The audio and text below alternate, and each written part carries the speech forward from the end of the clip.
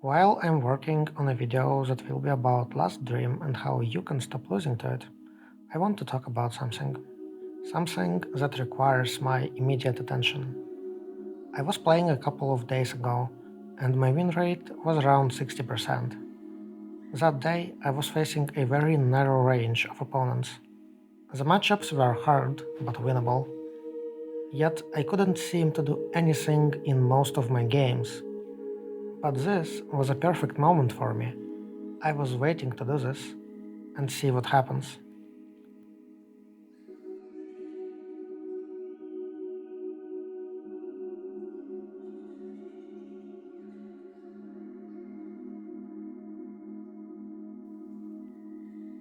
This could be a coincidence, of course. It could even be something like a placebo effect. But the whole reason I did it was because at the time I knew that several other people were experiencing similar things versus similar opponents. Sharp changes in win rate and some other vaguely suspicious things that were said in chats are not evidence of anything.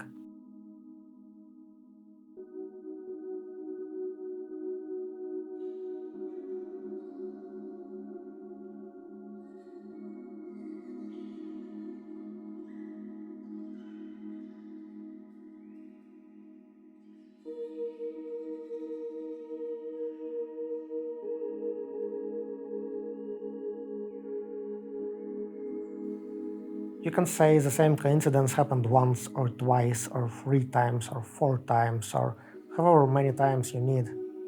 You could question my credibility or the credibility of other people.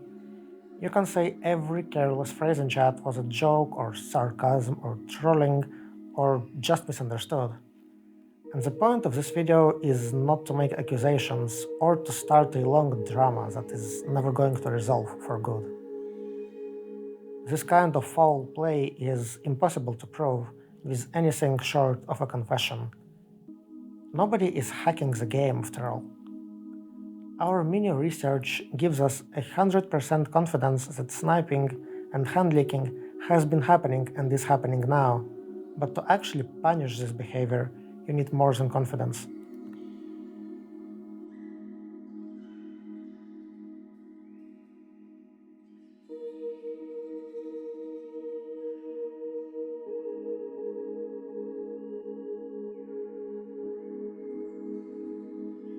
At the beginning of this video, I told you that several other people were experiencing similar things versus similar opponents.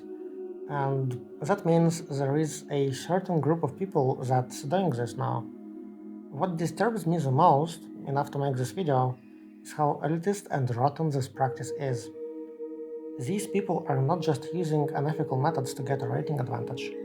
I know of at least 3 cases in which players were forced to demote from Master just before reaching Legend because someone thought they didn't deserve Legend for whatever reason. This is just what I personally know about for sure, so very likely there have been many more cases than that. I do think that there are bad players in higher ranks, in very high ranks. It's fine to think that, after all, skill is just a very subjective metric. What is not fine, and what I never did for any reason, was to snipe people, or to get information that you're not supposed to get. You might have your judgments about someone's skill, but you're not the divine authority of justice that has the right to decide who gets where. If you really think something is just too bad and shouldn't be allowed, blame the ranked system. That's why we had an update recently. Now, I want to talk directly to people who are involved in this whole mess. And if you are watching this right now, I have one small piece of advice for you.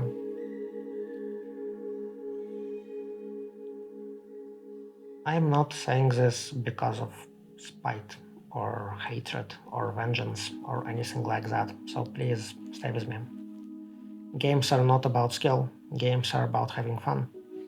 And being a competitive or skilled player, whatever that means for you, setting certain standards for yourself, reaching certain ranks, taking pride in certain accomplishments might be how you have fun, but none of these are an ultimate metric. by actively and prolifically ruining the experience of other people whose values just happen to be different from yours, by damaging the integrity of our ranked system, by compromising matches, and by bringing a mentality that is so toxic, repulsive, and skill centric that it reminds me of the deepest corners of League of Legends solo queue. You are killing this game. It doesn't matter if you do it for rating points, for salt fueled vengeance, for petty self righteous reasons, or for just shits and giggles. If the game isn't fun, there is little reason to play it, and if the community isn't fun, there is little reason to interact with it. Undercards probably will not shut down because of you, but you are still making the community worse for your own sick benefit. And I actually doubt you are having fun as well. You did not start out like this. The joy you once felt playing this game for the first few dozen levels, maybe for the first few hundred levels, it has been slowly replaced by something hollow, shallow, and dead. Because actual, healthy fun does not need to be derived from the expense of others, and I doubt you're in that deep to take pride in harassment, bullying, and toxicity. The elitist circle jerk tendencies you cling to are venomous to everyone involved, including you.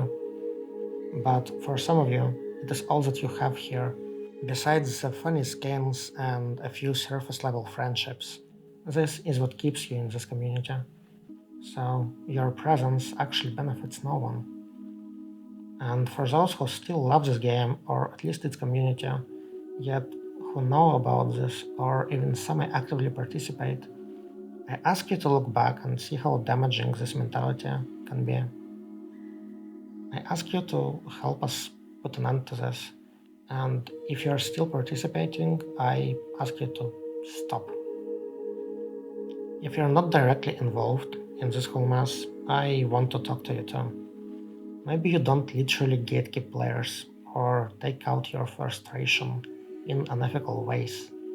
But if you shame people in strategy chat, if you talk down to others because of their level, their rank, or win rate isn't high enough, or in some cases, isn't low enough, if you invalidate players' accomplishments because of the deck they play, or just invalidate them in general because they play this game, please try not to. It is unfortunately somewhat common and unstoppable in any multiplayer game that has a ranked system. In fact, in the past, I was somewhat guilty of this myself, but we can make it better.